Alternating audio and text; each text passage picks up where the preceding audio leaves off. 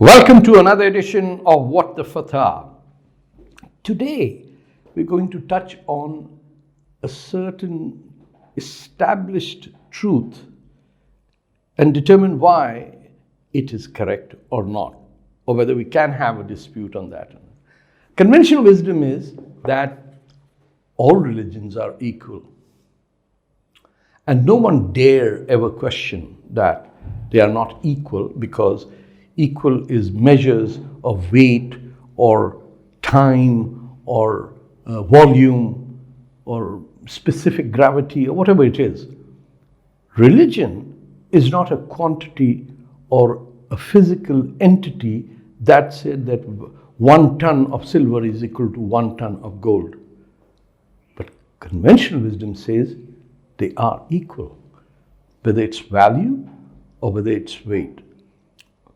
But one person who did dare to question this conventional wisdom and said all religions are not equal is with me in the studio today, Sanjay Dixit, author, senior civil servant in Rajasthan or Rajputana, or whatever they call it nowadays. And you, sir, have suggested that all religions are not equal. That is blasphemy. Thank you, Tarek Saab. Slight change in terminology. What I have said is all religions are not the same. So that's slightly different from this business of being equal and unequal, because that sets off a whole kind of an alarm. Okay. So we are not entering into equality, non-equality business, but we're saying that they are not the same. Okay, expand on that. Why are they not the same? I've been told all religions teach the same thing. No, they do not teach the same thing. Because, for instance, let's take a concept like immanence of divine. Mm-hmm. That God resides within. Now, that's an accepted truth within all Indic philosophies, and even if you go other Eastern philosophies such as Zen, Shinto, Tao Chi. Yes. That divine is within you, that you can become one with the divine, but that's not allowed in the Abrahamic religions. That's blasphemy. Okay, let me get this straight. So, I cannot be part of the Creator in Islam. Yes, you cannot be. I cannot be. Creator is separate. He's above you. He's created you. He's given you a direction. That's what you are supposed to do. You cannot even imagine that you can be one with the Creator. So is that the reference you make? That is the what I would call is a derivative. Even this is a derivative. The fundamentals. I define the similarity and dissimilarity of religions. In fact, the Indic religions, we don't even call them religions. We call them spiritual systems or dharma. Dharma, yes. In that. So there is a connection between Buddhism or Hinduism. Yes. You'd characterize them as the same, the similarities. There's the similarities and dissimilarities. I'll just expand on that. Okay. So I've written a little monograph which details that, and we have given 6, but they are basically 3 differentials on which you can test the similarity and dissimilarity of what you call religions / dharmic systems. And these 3 are, number 1, the time concept, the concept of time. Okay. The concept of time in dharmic systems is cyclical / quasi-cyclical.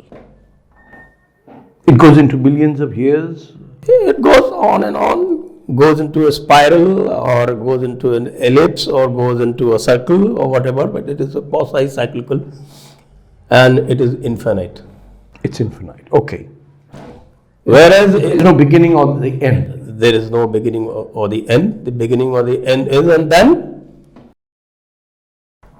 the reality is one and everything else is a manifestation Okay. And the manifestation can merge into that one reality, and then one reality can split into billions of manifestations. Okay.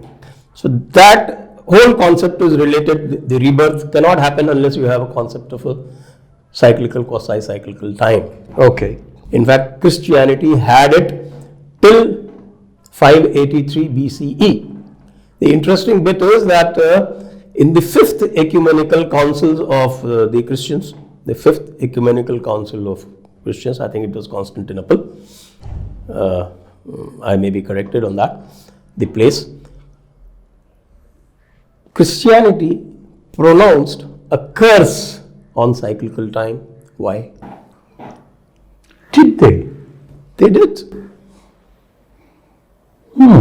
This is news to me. So are you suggesting that prior to that date, early Christians did have? Oh yes, you read about the Origenism, what is called, the person called Origen. They believed in transportation of souls, and they believed in cyclical time. Okay. And the interesting bit was why the church pronounced a curse on cyclical time was because the very thought of Jesus coming again and again and getting crucified again and again was anathema to them. Okay, I see. Plus, if that happened, that gave autonomy to the individual. Then the concept of karma got into it. Okay. And the individual became autonomous. Whereas they were advocating that individual has to be governed by God. And that's So similar that's- to Islam as well, is it? Islam came after that. Yes, of course. Because I'm talking 583. Yes. The whole issue started when church got the state power. Yes. In 313 when the Constantine, Emperor Constantine converted. Yes. And later on, they started their what is called the oppression of the pagans, and started destroying temples later on in the late 4th centuries in Greece. So they got onto what is called linear concept of time. The time flows in a straight line. So let me understand. Unless time flows in a straight line, you cannot have a last judgment. A day of last judgment cannot happen unless time flows in a straight line. And we Muslims believe that there will be Last judgment. last day of judgment, and that would not happen till after Hind is. Yes, that's a subsidiary proposition. That comes in the realm of theology. I'm talking of fundamental. Okay. So on a fundamental basis, the first difference is the concept of time, or what we call kal in Sanskrit. Kal, Mahakal, whatever you hear, this Kal, Mahakal, these are very profound concepts. Then the second point on which there is a deep difference among the Middle Eastern religions and the Indian Dharmic religions is the concept of logic. Logic. The concept of logic in the Abrahamic religions is what we call two-valued logic. Two-value meaning there are only two values? Yes, no. No. True, false. Yes. Whatever is in the book is true. Whatever is opposed to the book is false. Yes. That's very simple and straight kind of a logic, a two-valued logic. Whereas in any dharmic religion, the two-valued logic is considered totally false. The minimum is three. True, false, in between. Yes, no, maybe. Aha. That's the minimum. There is no black and white, there is always a shade of gray. So doubt is Doubt is inclusive, is ingrained. And the commonest logic, which is both common to Hinduism and Buddhism, most commonly, is four-valued. And that four-valued, and in Jainism, there is even a seven-valued logic, which goes beyond me. But four-valued is very common. And Buddhism, of course, is almost entirely four-valued logic. And the four-valued logic is what we call, the Sanskrit terms for them is mithya, that is false. The second, that from falsehood to truth is a journey, and it goes through what is called Sanjay. Sanjay is mean neither true nor false. Okay. Sanjay, doubt.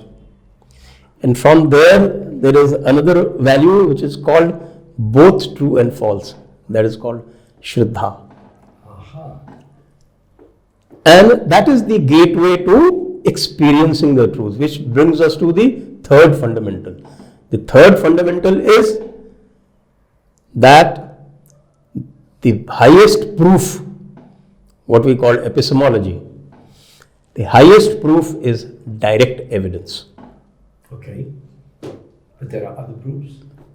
The highest proof is direct evidence, and the inferential proof and the proof of the word or the proof of the scripture are subsidiary proofs. If there is something written in a scripture that cannot be corroborated by direct evidence, it is to be discarded. There is a Sanskrit shlok. It says, I will recite for your readers. You may not be able to follow it. It's in Mahabharata, and there is a debate on this. And in this context, that shlok is recited by the other party, which tells the dharmikas. The Nastikas are telling the dharmikas, this is your position. The Nastikas are the atheists. Nastikas are atheists. Okay. It is an accepted position in all the dharmic systems. You can be an atheist without being beheaded. Without being hanged. So it says, Pratyaksham hetayor moolam kartante etehiyorapi. Pratyaksh is the foundation, mool. Pratyaksh is direct evidence, is the mool of both Kratant means inference, Anuman that is called, and Eteya means the Agam or the scriptures. That is the foundation. And it goes on to say that in case of there is any conflict, then Pratyaksh will prevail. Aha. So these three are the fundamental differences among the Abrahamic religions. But what made you do it? My point is, you are delving into philosophical thinking that's sometimes going over my head.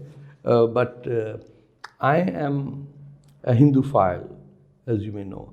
I visited Ram Janam Bhoomi, and I came back shook up, because if God can be kept in a prison in India just for the fear of the other who have made attempts at not letting him be there, 2006 being the main remembrance, I would have thought you'd spare your time for him as well. Or do you have that? Ram is easy to understand. Okay. I'm just reading about it. Ram is easy to understand. Krishna is not easy to understand. Aha. See, in India, because this is a bit of philosophy that I must mention. In the Western philosophy, people do not understand Krishna. But a village woman, I remember talking about theft to an old lady in a village. There was some context. So she said something which is very profound. He said, भाई हमारे तो भगवान ही चोर थे, तो तुम किस चोरी की बात कर रहे हो? So this is the profoundest wisdom which says that there cannot be a text without a context. Yes. There cannot be a text without a context. So Krishna is all about contexts. And to understand those contexts, why I say that the Krishna is from the highest level of consciousness. तो ये पढ़नी पड़ेगी, जरूरी है. वो तो आपके ऊपर है. नहीं. But मैं अपने आप को कहता हूँ कि मैं एक हिंदू मुसलमान हूँ. तो लोग कुछ गुस्सा आ जाते हैं, कुछ परेशान नहीं होते हैं, क्योंकि अगर हिंदुस्तान में कोई मुसलमान चैन से जीना चाहता है तो उसको राम और कृष्णा को समझना पड़ेगा। जिसके घर में हैं हम, उसके घर पे कब्जा करने का शौक नहीं होना चाहिए, उसके दिल पे कब्जा करना चाहिए। देखिए, ट्रेजेडी ये है कि 99% हिंदुओं को और 99.9% मुसलमानों को ये नहीं पता है कि आखिरकार फ़र्क है क्या रिलीजन्स में। कुछ पॉलिटिकली करेक्ट बोलेंगे, वो बोलेंगे कि all religions are the same, after all they all aspire to the same god. No, they do not. हाँ, there is a god of the intellect and there is a god of the consciousness.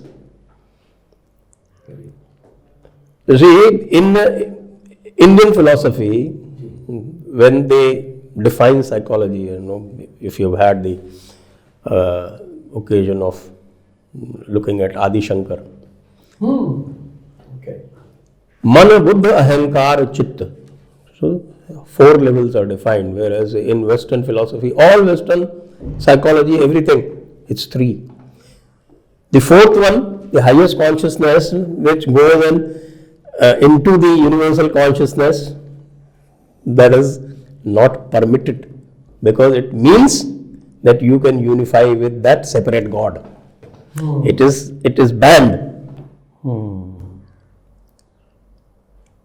So Krishna is that level of highest consciousness. Ram can be grasped with the intellect. For grasping Krishna, you to become a yogi. योगी बनना पड़ेगा। चले, इस उम्र में योगी भी बन जाएंगे। बड़ी मेहरबानी। Thank you so much. You have been of immense value to our show and a time, एंड बड़ी मेहरबानी। धन्यवाद आप।